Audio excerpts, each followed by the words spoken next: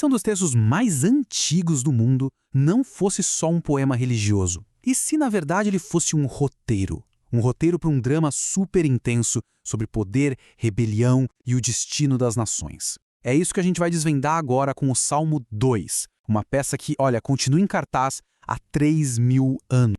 Essa é uma pergunta que ecoa, né, através da história. Por que as nações se agitam? Por que os líderes vivem conspirando? Bom, uma fonte bem antiga sugere que a resposta talvez não esteja na política do dia a dia, mas num conflito muito maior. É interessante que analistas e teólogos olham para esse salmo e enxergam uma peça de teatro. Literalmente, uma peça em 4 atos, com vozes diferentes e uma mudança de cenário assim, bem dramática que vai da terra para o céu. Então vamos lá, que comece o espetáculo. Logo no primeiro ato, a gente é jogado no meio de uma espécie de cúpula global. Reis, governantes da Terra, eles não estão ali discutindo comércio ou clima, não. Eles estão se unindo com um único propósito: conspirar contra o Senhor e o seu ungido. Esse aqui é o grito de independência deles. A questão é que eles veem a autoridade e as leis divinas não como uma orientação, mas como correntes, sabe? Como algemas. A declaração é muito clara. A gente quer se libertar de qualquer tipo de controle. Essa busca por autonomia total, aí que está o coração do conflito. Intérpretes mais modernos veem nisso um eco do espírito da pós-modernidade. Aquela ideia de que cada pessoa é o juiz final da sua própria verdade, sem precisar se submeter a nenhuma autoridade de fora. Ok, mas enquanto a Terra está nesse caos todo, a cena muda. E muda drasticamente. O roteiro leva a gente do barulho da conspiração humana para o silêncio do céu. E aí a perspectiva muda completamente.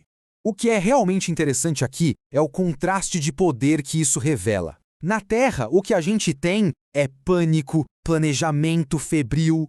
Lá no céu, aquele que está no trono não parece nem um pouco preocupado. Ele está sentado e a reação dele é o riso. Não um riso de humor, claro, mas um riso que mostra o quão ridícula essa rebelião toda parece da perspectiva dele. E olha que legal. Durante os tempos de perseguição lá na Reforma, Martinho Lutero encontrou um consolo gigantesco nesse versículo.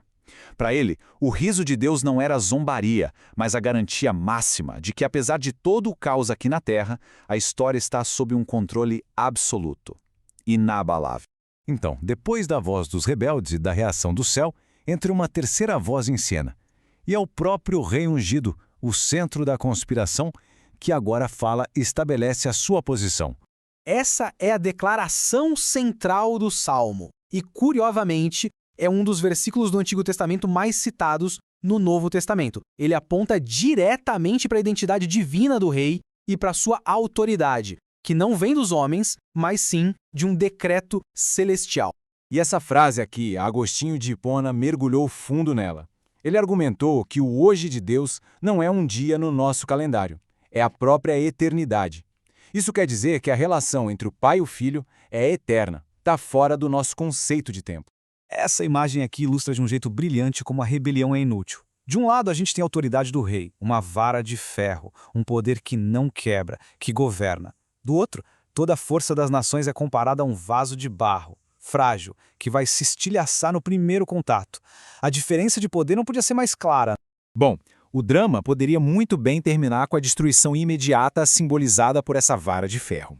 Mas em vez disso, o último ato tem uma reviravolta surpreendente, um convite. Um conselho final que é oferecido justamente para aqueles reis que estavam conspirando. O conselho é bem direto, em 3 partes. Primeiro, sejam prudentes. Basicamente, reconheçam a realidade do poder que estão enfrentando. Segundo, sirvam com temor, ou seja, troquem a rebelião pela reverência. E terceiro, a ação que culmina tudo: beijem o filho. Essa frase, beijar o filho, pode soar meio estranha para a gente hoje, mas o significado cultural dela era inequívoco. Não tinha nada a ver com afeto, era um ato político. Beijar o rei era o gesto formal de um governante menor se submetendo a um suzerano, aceitando o governo dele e se colocando sob a sua proteção. Era um ato de rendição. Então, a pergunta que fica é, por que analisar um drama de 3.000 anos? Porque os temas de autoridade, rebelião, poder, a busca humana por autonomia, tudo isso é tão relevante hoje quanto era lá na Idade do Bronze. No fim das contas, o Salmo 2 oferece uma lente nova para a gente enxergar o mundo. Politicamente, ele questiona se alguma nação é de fato soberana. Historicamente, ele foca numa figura central que literalmente divide o tempo. E no nível pessoal, ele nos coloca diante de uma escolha fundamental que, segundo o texto, define o nosso destino. E a peça termina não com um aplauso, mas com uma pergunta. Uma pergunta que ecoa para cada pessoa na plateia. O roteiro apresentou duas opções: continuar nessa luta por autonomia total ou aceitar o convite para encontrar segurança, encontrar bem-aventurança na submissão. A escolha, no final, é de cada um.